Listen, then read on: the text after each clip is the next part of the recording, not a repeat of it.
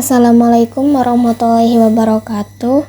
Di sini saya akan mempresentasikan hasil review kebijakan asesmen nasional berbasis komputer atau pengganti ujian nasional. Saya Zahratun Nisa dengan NIM 2203036068 kelas MPI 6B.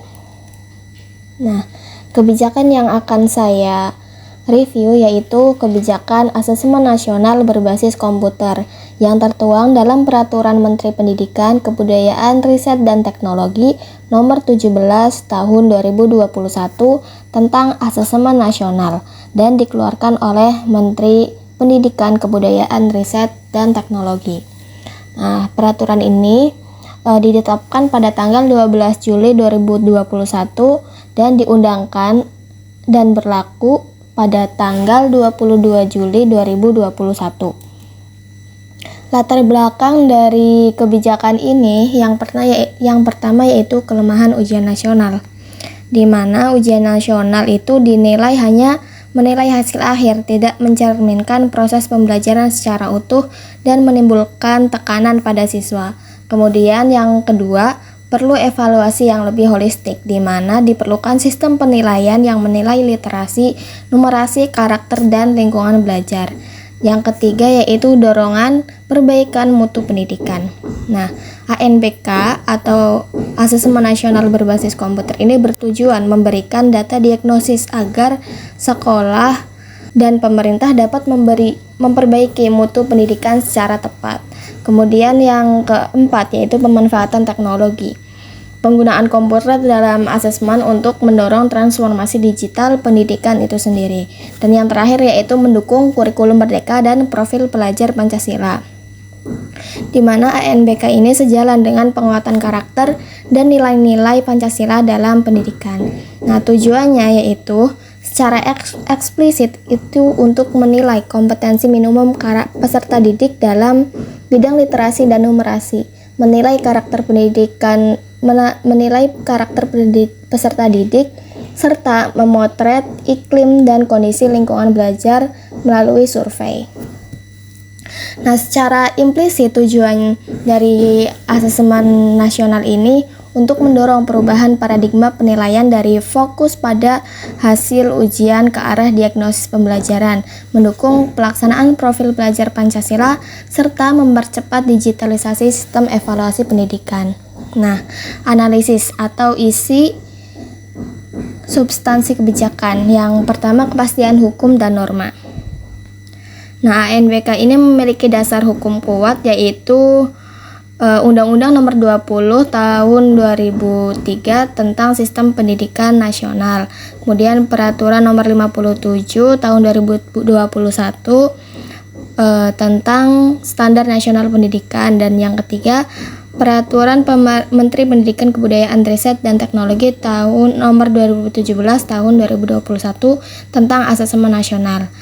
Kemudian ada Peraturan Kepala Badan Standar Kurikulum dan Asesmen Pendidikan Nomor 3/H-PG.00/2001 tentang prosedur operasional standar asesmen nasional berbasis komputer. Kemudian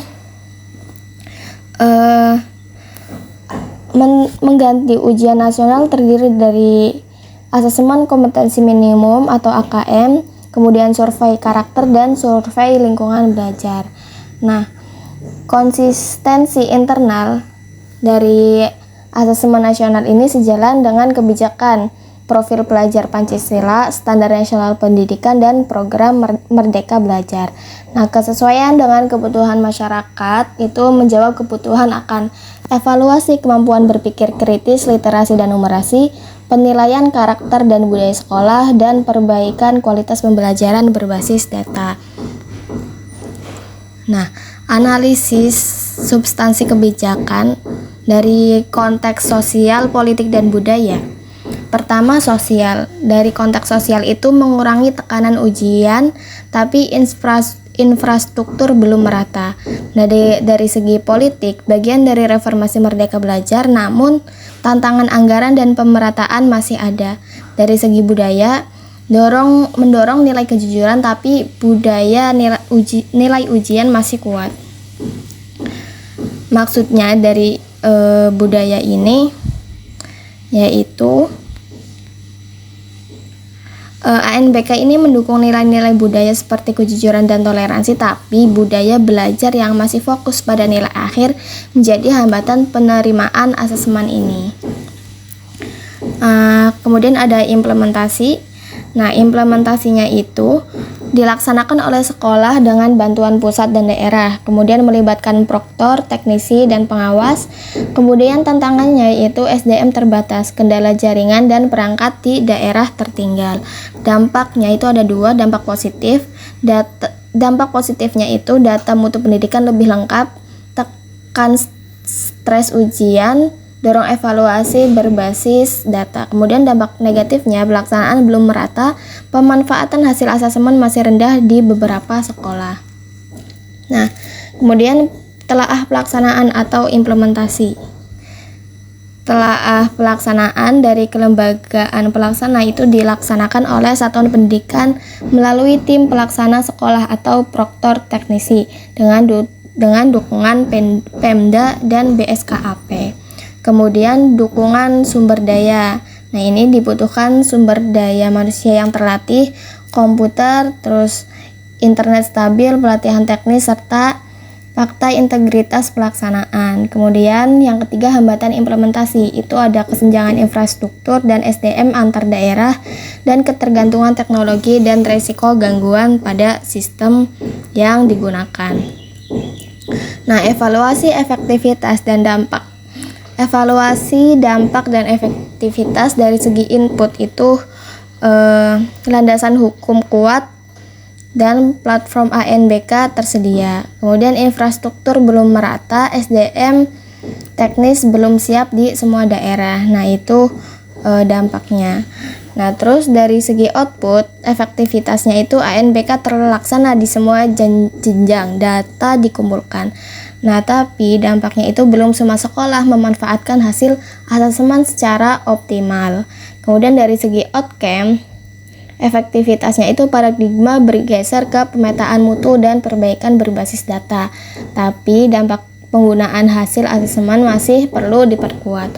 Nah, ditinjau dari biaya dan manfaat. Biaya awal itu tinggi dari segi infrastruktur dan pelatihan, tapi manfaatnya itu dilihat dari jangka panjang itu besar, di mana peningkatan mutu dan karakter siswa itu berjalan dengan baik.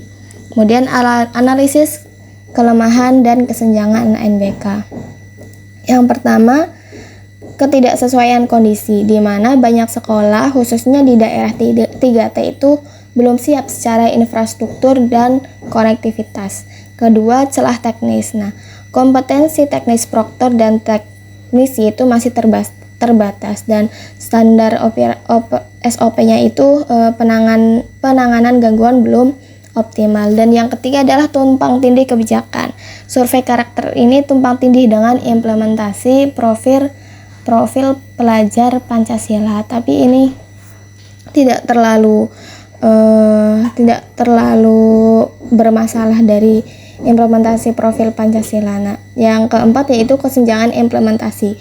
Sekolah unggul itu lebih siap dibanding daerah tertinggal, sehingga hasil ANBK ini belum representatif secara nasional. Nah, rekomendasi perbaikan kebijakan ANBK dari saya itu yang pertama dari perubahan redaksi, itu ditambah pasal soal indikator keberhasilan dan jaminan akses daerah 3T. Dan yang kedua dari substansi baru, integrasi hasil ANBK dengan evaluasi profil pelajar Pancasila tambah modul teknis penanganan gangguan. Kemudian penguatan pelaksanaan. Itu menurut saya wajib sertifikasi teknis untuk proktor dan teknisi. Dan anggaran serta fasilitas itu ada cadangan terutama untuk sekolah 3T. Kemudian dari segi penguatan evaluasi, hasil ANBK ini harus analisis inklusi dan kualitas sosialnya. Kemudian membentuk tim audit teknis dan integritas di setiap provinsi. Kemudian koordinasi kebijakan ini perkuat sinergi antar unit BSKAP, Pusat Asesmen dan Pelaksana Profil Pelajar Pancasila. Nah, sekian presentasi dari saya. Kurang lebihnya mohon maaf. Wabillahi taufik wal hidayah. Wassalamualaikum warahmatullahi wabarakatuh.